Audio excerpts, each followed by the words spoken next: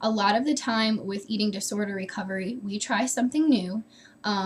We try something that we hope will help us, and when it seems to not be working, we just throw it out. We give up, we stop, we look for something new. And this isn't always what you want to do, because if you give up too quickly, you are really selling yourself short. You are really giving up on yourself. The heart of eating disorders is silence, and you need to break the silence. We just have this stigma around being overweight that it's just crazy. Being underweight does not make a person better. It does not mean they are stronger or have more willpower, and it does not mean they are less inclined to be lazy. You can't really redo what's already happened, so dwelling on it and wishing that you'd never said anything isn't really going to help the situation at hand. The most common behavior that leads to an eating disorder is dieting. And how many women do you know who are on a diet? Really, really remember that you're important, that your recovery is important, even if it's only important to you or only seems like it's important to you. And you can do this. You're not alone in this. You're not alone. There are a lot of people out there, and I am definitely rooting for you.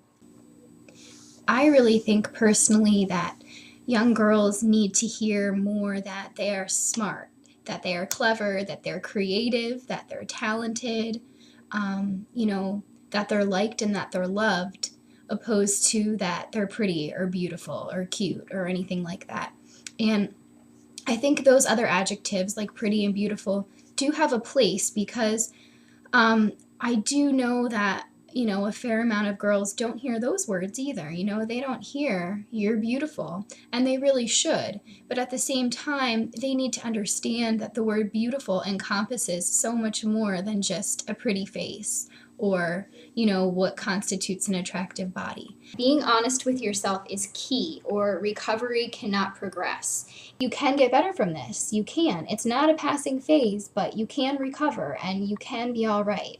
Sometimes I think it takes not so much work, but just concentration to realize that everything around you is what's going on and going crazy and happening.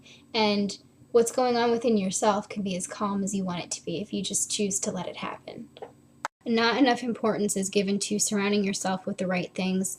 I think we all know that when you surround yourself with negative things or bad things, that it doesn't benefit you. So the opposite of that is true. You have an identity outside of this, and if you think you don't, or you say you don't, and you can't possibly think of anything that can create your own identity outside of your eating disorder or your weight or your size or anything like that, then you're really selling yourself short, and you're really making excuses for yourself, because I promise you, you have an identity besides those things. We can be there for each other and help each other and know that we're setting goals for a reason. It's always going to be hard to push forward in recovery when you hate your life and you don't want to be living life, because recovery is hard work. You always hear people say that it's a journey and it's a process and it will get better and better and better, and all of those things are true. But initially, and for the majority of the time, recovery is hard work and takes a lot of effort. Success is about pride in your efforts, and it's about pride in yourself.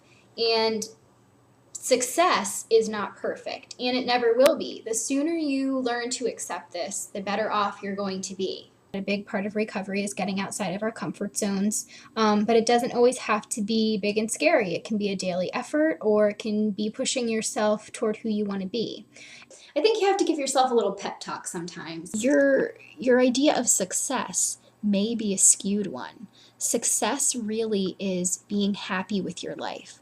It's not about constantly living up to standards that you, your parents, or your society has made.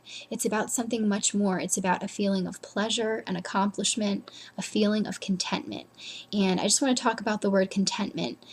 Contentment in the dictionary is the state of being contented, satisfaction, ease of mind. And we were talking about, pressure and anxiety and all these high expectations. It's the farthest thing from ease of mind that there is. So if you don't have ease of mind in your daily life, you don't have contentment. And if you don't have contentment, then you don't have true success. And that's the best lesson that I can give you.